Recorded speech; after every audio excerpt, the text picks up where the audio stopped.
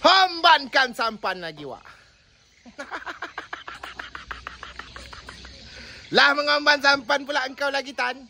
Ya, Wak. Jadi, Wak, cerita hari ni kita lanjut lagi kerja sampan, Wak, ya. Kena banyak yang bertanya, Wak Tan, bila turun sampan? Ya kan? Jadi, Wak, macam ini, Wak. Pekerjaan kita sampai di sini baru, Wak, ya. Sampan ni dah siap kita fiber, Wak, bagian bawah.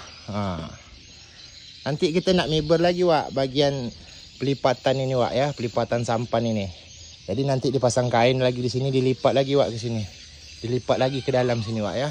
Hari pun sudah tengah hari, Wak. Perut pun dah mulai lapar. Aku nak nangkup dulu, Wak. Hembankan ikan lome gulai lagi, Wak. Gila, Wak. Dah lama aku tak makan lome ni, Wak. Tengok, Wak, lome kami, Wak. Makan depan rumah, Wak. Sagu tu, Wak. Hari ni aku tak spill, Wak, masak ni, Wak. Kena yang masak ni bukan saya yang masak. Adik saya yang masak kan. Badan tu penat, Wak. Tak sempat sangat nak buat video masak-masak, Wak, ya. Jadi kita suruhlah adik kita yang masak, Wak. Bapak-bapak sedap ni, Wak. Bismillahirrahmanirrahim. Panas ni, Wak.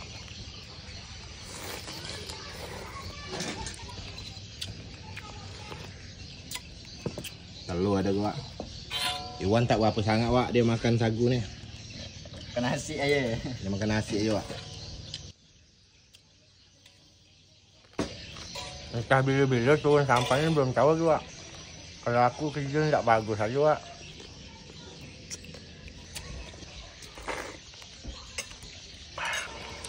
Lome kena jaring ni, Wak. Tetangga sebelah kita jaring.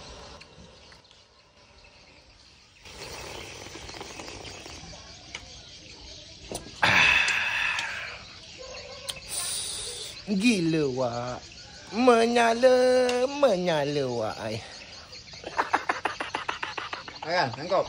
Bang, makanlah. Nah. Dah. Telur ame, bang. Makan yang macam-macam gini memang sedap, Wak.